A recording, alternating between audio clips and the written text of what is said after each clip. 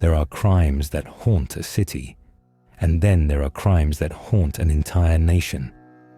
Between the late 1970s and early 1990s, the Soviet Union was stalked by a phantom, a killer so elusive, so terrifying, that even the secretive KGB struggled to face the truth. This is the story of Andrei Chikatilo, the Butcher of Rostov. Before we begin, this episode contains material involving violence, sexual assault, and crimes against children. Listener discretion is strongly advised. Section 1. Roots of a Monster. Andrei Romanovich Chikatilo was born in 1936 in a small Ukrainian village during one of the darkest times in Soviet history, Stalin's man-made famine, the Holodomor. Millions starved to death. Families resorted to unthinkable acts to survive.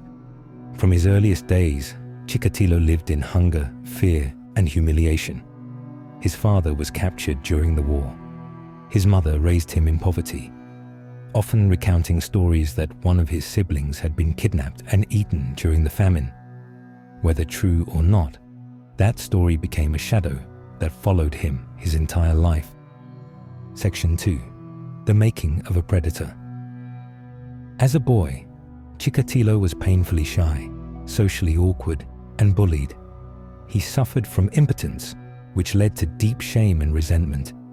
He found a twisted form of excitement only through violence. Early reports claim he experienced arousal from overpowering others. Despite this, he appeared to live an ordinary Soviet life.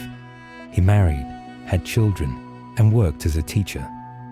But even there, dark rumors followed. Students accused him of inappropriate behavior, of touching and groping, but the system preferred silence over scandal. He was quietly dismissed, not reported. That silence would cost dozens of lives. Section 3. The killings begin. Between 1978 and 1990, Chikatilo embarked on one of the most horrific killing sprees in modern history.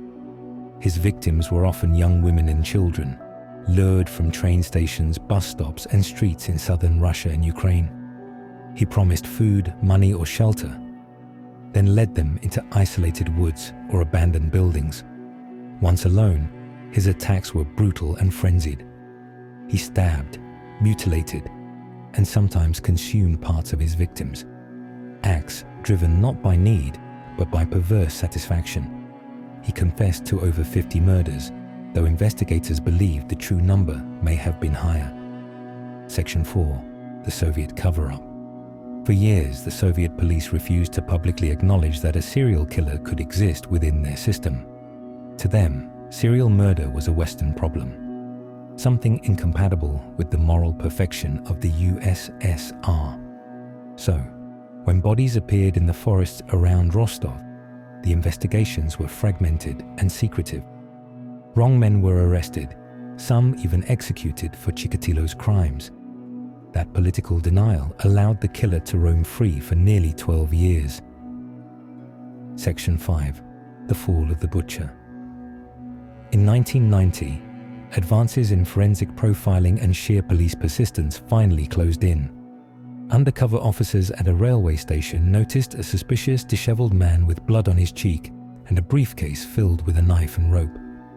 When arrested, Chikatilo at first denied everything. But under interrogation, he began to speak. And once he started, he couldn't stop. He led police to burial sites. He described each killing in horrifying detail. Emotionless, almost proud. Psychiatrists diagnosed him with multiple disorders, but he was found sane and fit to stand trial. Section 6. The Trial and Execution.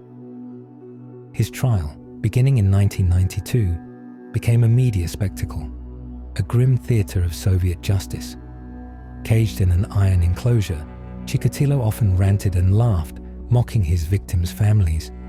The press dubbed him the Red Ripper. He was found guilty of 52 murders and sentenced to death. In 1994, in a small soundproof room, Andrei Chikatilo was executed by a single gunshot to the back of the head. Closing reflection. Andrei Chikatilo's crimes exposed more than one man's evil. They revealed how denial, bureaucracy, and fear allowed horror to thrive in silence. His name became a symbol of what happens when power hides the truth, and when humanity itself begins to rot from within. If you found this episode disturbing but fascinating, please remember to subscribe to The Archives of Darkness.